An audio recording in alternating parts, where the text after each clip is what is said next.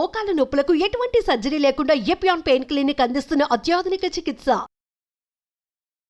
నమస్తే, welcome to Suman TV. ప్రస్తుతం మనతో పాటు ప్రముఖ వైద్యులు డాక్టర్ కిరణ్ గంగా ఉన్నారు. వారితో మాట్లాడదాం. హలో డాక్టర్ గారు, నమస్కారం. నమస్కారం అమ్మా. డయాబెటీస్ గురించి మనం ఎన్నో వీడియోస్ చేస్తున్నామండి. అంటే ఎలా తగ్గించుకోవాలి, షుగర్ లెవెల్స్ ఎలా మెయింటైన్ చేయాలి, ఏ ఫుడ్ తినాలి, ఏ తినకూడదు, ఇంకా సైడ్ ఎఫెక్ట్స్ ఏమొస్తాయి, ఇవన్నీ ఓకే. కంట్రోలింగ్లో భాగంగా ఈ మధ్య ఒక వార్త నేను చూశానండి, బాగా వైరల్ అయింది. ఎక్కువగా వాటర్ మీరు తీసుకుంటే కనుక నీటితోనే మీ డయాబెటీస్ మీరు కంట్రోల్ చేసుకోవచ్చు అన్న ఒక వీడియో ఈ మధ్య బాగా వైరల్ అయిందండి, ఆ న్యూస్ పర్టికులర్గా. సో మిమ్మల్ని ఒకసారి క్లారిటీ తీసుకుందాం దీనిపైన అని అనిపించింది. నిజంగా నీళ్ళు ఎక్కువ తాగితే బెనిఫిట్ ఉంటుందా? ఇప్పుడు చూడండి, లీటర్న్నర మాత్రం నీళ్లు తాగే వాళ్ళకి మీరు 2.5-3.5 లీటర్ నీళ్లు తాగాలండి. సమ్మర్లో ఇంకొక 1/2 లీటర్ ఎక్స్ట్రా తాగాలని మనం అంటూ ఉంటాం. సో యావరేజ్గా 3-3.5 లీటర్స్ వాటర్ తాగితేనే మంచిదని మనం అంటూ ఉంటాం. బట్ అలా కాదని రోజుకి 6-7-8 లీటర్లు వాటర్ తాగుతున్నారు అనుకుందాం. సో షుగర్ ఎక్కువ ఉంది కాబట్టి వాటర్ ఎక్కువ తాగితే ఆ ఎక్స్ట్రా షుగర్ అంతా యూరిన్లో వెళ్ళిపోతుందని చెప్పి మీరు అన్ని లీటర్స్ ఆఫ్ వాటర్ తాగారనుకోండి, ఎలక్ట్రోలైట్స్ ఇంబ్యాలెన్స్ వచ్చి బాడీలో మనకి పొటాషియం లెవెల్స్, సోడియం లెవెల్స్ పడిపోయి వేరే ఇంకొకలాంటి నీరసం రావచ్చు. ఈ రిస్క్ కూడా ఉందన్నమాట. ప్లస్ జనరల్గా కిడ్నీ సోడియంని కానీ గ్లూకోజ్ని కానీ రీఅబ్జార్బ్ చేసుకుంటుంది. ఓకే. సో బాడీలో ఒక లెవెల్కి మించి ఈ ఎలక్ట్రోలైట్స్ పడిపోకుండా ఉండటానికి కిడ్నీలో మళ్ళీ లాస్ట్గా అంటే గ్లోమెరుల్స్ తర్వాత ఫిల్టర్ అన్నీ అయిపోయిన తర్వాత రీఅబ్జార్ప్షన్ అవుతూ ఉంటాయి. అంటే వదిలేదు అన్నిటినీ. మనం నీళ్లు తాగినంత మాత్రాన అన్ని పోవు కిడ్నీలో, అదన్నీ మళ్ళీ పట్టుకుంటూ ఉంటుంది, వెనక్కి తీసుకుంటూ ఉంటుంది. సో వాస్తవంగా మీరు అన్ని తీసుకుంటే కిడ్నీకి పని ఎక్కువ అవుతుంది, ప్రెషర్ అండ్ లోడ్, రీఅబ్జార్ప్షన్ ఎక్కువ చేసుకోవాలి, మళ్ళీ కిడ్నీకి లోడ్ ఎక్కువ పడుతుంది. రెండోది, ఒకవేళ మీరు అనుకుంటున్నట్టు హై షుగర్ ఉన్న వాళ్ళకి మీరు ప్రత్యేకంగా తాగాల్సిన అవసరం లేని నీళ్లు, వాళ్ళకే ఆ డిహైడ్రేషన్ వల్ల నీళ్లు తాగుతూ ఉంటారు, వాళ్ళు తాగాలనిపిస్తూ ఉంటుంది. ఎంత నీళ్లు తాగినా దాహం తీరదు. సో యూరిన్లో గ్లూకోజ్ వెళుతున్నప్పటికీ కూడా మీకు ఇన్సులిన్ తక్కువ ఉన్నప్పుడు షుగర్ లెవెల్స్ పెరుగుతూనే ఉంటాయి మళ్ళీ. దానికి ప్రాపర్గా డయాబెటీస్ ట్రీట్మెంట్లో ఉన్నప్పుడు మళ్ళీ మనకు యూరినరీ గ్లూకోజ్ తగ్గుతుంది. బట్ ఇక్కడ ఇంకొక చిన్న పాయింట్, మనం కొన్ని మందులు బాడీలో అనవసరంగా ఎక్కువ మోతాదులో ఉన్న గ్లూకోజ్ లెవెల్స్ని, అంటే బాడీకి వాటి వల్ల ఎటువంటి లాభం లేనప్పుడు వాటిని బలవంతంగా విసర్జన మూత్రంలో షుగర్ వెళ్ళిపోవాలని కొన్ని మందులు ఇస్తాం కొంతమందిలో. అది వేరే, మళ్ళీ అది వేరే. ఈవెన్ ఆ ట్యాబ్లెట్ ఇచ్చినప్పుడు కూడా కొంచెం యూరినేషన్ ఎక్కువ వస్తుంది.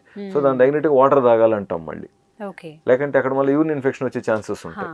సో ఒక పేషెంట్గా డాక్టర్గా అవన్నీ అనుసంధానం అనేది జరుగుతూ ఉంటాయి కాబట్టి అక్కడ ఏం ప్రాబ్లమ్స్ రావు. బట్ ఎవరైతే ప్రత్యేకంగా షుగర్ ఎక్కువ ఉంటే నీళ్లు తాగితే తగ్గిపోతుందని తాగుతారో, షుగర్ పెరుగుతున్న గల కారణాన్ని నువ్వు ఇంకా వైద్యం చేయలాగా. అక్కడ జనరల్గా 2 అనుకుంటాం మనం. ఒకటి కార్బోహైడ్రేట్ ఇంటాలరెన్స్, అంటే మనం ఇన్సులిన్ లెవెల్స్ తగ్గించగలిగే షుగర్కు మించి మనం కార్బ్స్ ఇంటేక్ ఎక్కువ తీసుకుంటున్నాం కాబట్టి ఇన్సులిన్ సరిపోవట్లేదు. కాబట్టి మీరు కార్బోహైడ్రేట్స్ అదనంగా తీసుకుంటున్న వారు కార్బోహైడ్రేట్స్ తగ్గించుకోగలిగితే ఆ షుగర్ లెవెల్స్ కొంచెం అక్కడ బ్యాలెన్స్ అయిపోతాయి. ఇంకొకరికి ఏంటి, బాడీలో కావాల్సిన కనీస ఇన్సులిన్ మోతాదులు అక్కడ లేవు కాబట్టి గ్లూకోజ్ లెవెల్స్ పెరుగుతూ ఉంటాయి. సో వారికి కొన్ని మాత్రలు ఇన్సులిన్ లెవెల్స్ పెంచడానికి, లేదా అవసరం ఉంటే ఇన్సులిన్ ఏదో ఇచ్చి షుగర్ కంట్రోల్ చేసుకుంటారు అక్కడ. సో ఏదేదైనా కూడా షుగర్ కంట్రోల్లో పెట్టుకోవాలి. రెండోది, మనకు ముఖ్యంగా మీరు తాగాల్సిన మితమైన మోతాదు నీళ్లు ఖచ్చితంగా తాగాలి. ఇప్పుడు ప్రాబ్లమ్స్ ఎక్కువగా, ఇప్పుడు కిడ్నీలో స్టోన్స్ ఫార్మేషన్ కానివ్వండి, వాటర్ తక్కువ తాగకూడదు అనేది మనం ఎక్కువగా మాట్లాడుతూ ఉంటాం. ఎవరో ఒకరు కొంచెం ఎక్కువగా వాటర్ తాగి దానివల్ల ఏదైనా ప్రయోజనం ఉందా అని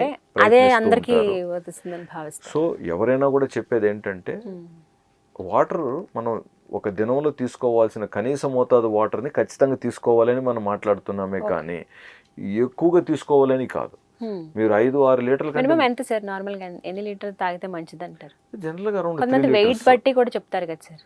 ఎంత వెయిట్ ఉన్నా సరే ఓవరాల్ గా ఇంకొక 1/2 లీటర్ అటు ఇటు డిఫరెన్సెస్ అంతే గానీ, సో ఒక 3-3.5 లీటర్స్ అంతే.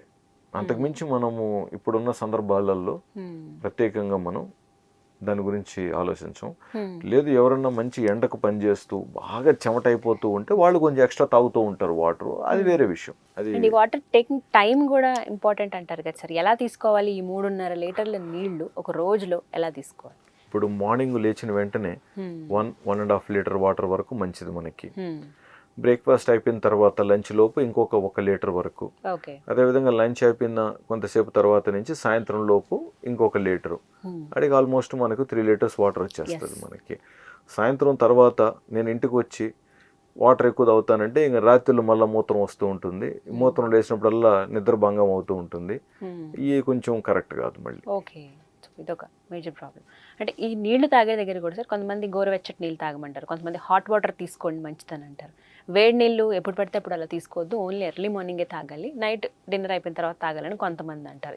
ఇవి చెప్పండి సార్ వీటి. జనరల్గా వాటరు ఫస్ట్ మీరు గుర్తుపెట్టుకోవాల్సింది, ఎట్టి పరిస్థితుల్లో కోల్డ్ వాటర్ మన బాడీకి మంచిది కాదు. ఇప్పుడు మనం కొన్ని అడ్వర్టైజ్మెంట్లో చూస్తూ ఉంటాం కదా, ఐస్ వేసుకొని జిల్లు నీళ్లు తాగుతారంటారు, అదైతే రైటే కాదండి. ఎక్కువగా అమెరికాలో ఎక్కువగా ఐస్ కోల్డ్ వాటర్ తాగుతూ ఉంటారు, అది ఖచ్చితంగా బాడీకి మంచిది కాదు. అలాంటి వాటర్ తాగినప్పుడు మన స్టమక్ కానివ్వండి అన్నిటికీ లోడ్ పడుతుంది. ఎట్టి పరిస్థితుల్లో ఫ్రిడ్జ్ వాటర్ మంచిది కాదు. ఈవెన్ మీకు వేసవి కాలంలో కూడా ఫ్రిడ్జ్లో పెట్టుకొని వాటర్ తాగటం రైట్ కాదు. మనకు నార్మల్ టెంపరేచర్ అంటే body temperature, room temperature water more than enough.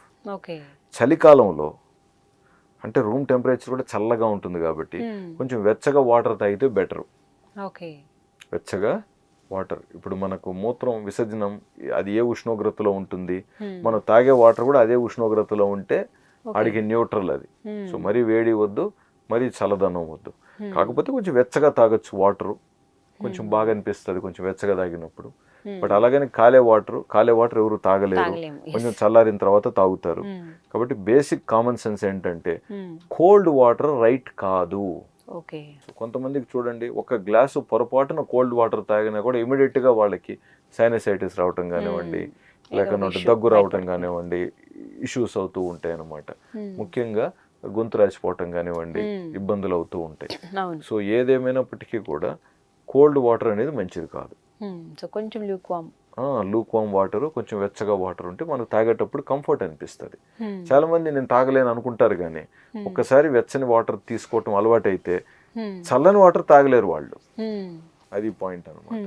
తర్వాత మార్నింగ్ ఈవినింగ్ వస్తే ఏదైనా కూడా యావరేజ్ టెంపరేచర్లో ఉన్న వాటర్ ఎప్పటికైనా మంచిది. సో మీరు మార్నింగ్ పూట వేడి నీళ్ళు తాగండి, సాయంత్రం పూట ఐస్ నీళ్ళు చల్లగా తాగండి అని ఎవరు జనరల్గా చెప్పరు. సో ఎప్పుడు తాగినా కూడా వాటర్ అనేది కొంచెం వెచ్చగా పెట్టుకోండి. మార్నింగ్ పూట ఇప్పుడు ముఖ్యంగా చలికాలంలో ఇలాంటి సందర్భాలలో కొంచెం వెచ్చగా ఇంకొంచెం వేడిగా వాటర్ మీరు తీసుకున్నారు, మీరు ఇంకొంచెం కంఫర్ట్గా ఫీల్ అవుతారు. So these are the main points to be noted. So నీళ్ళు ఎంత తాగాలో అంతే తీసుకోవాలి, ఎక్కువ తీసుకున్నంత మాత్రాన షుగర్ లెవెల్స్ కంట్రోల్ అయిపోతాయి, వాటి వల్ల తగ్గిపోతాయన్నా? కాదండి, అలా ఏం జరగదండి. మనం తీసుకున్న వాళ్ళలో కూడా మనమే గమనించింది లేదు. ఫైనల్గా ఎన్ని ప్రయత్నాలు చేసినా అండి అల్టిమేట్గా పేషెంట్స్కే అర్థమవుతుందని, ఓహో ఇది నాకు వర్కౌట్ అవ్వట్లేదు, ఇది నాకు వర్కౌట్ అవ్వట్లేదు అని ఊరికే ఇలాంటి ప్రయత్నాలు చేసి అలసిపోయి లేదా నిరుత్సాహానికి గురై తర్వాత కష్టపడటం కంటే ఫస్ట్ నుంచి సరైన దారిలో వెళితే ఎటువంటి అనవసరమైన ఇబ్బందులు ఉండవు కదా అనేది మన ప్రయత్నం. Right doctor, thank you.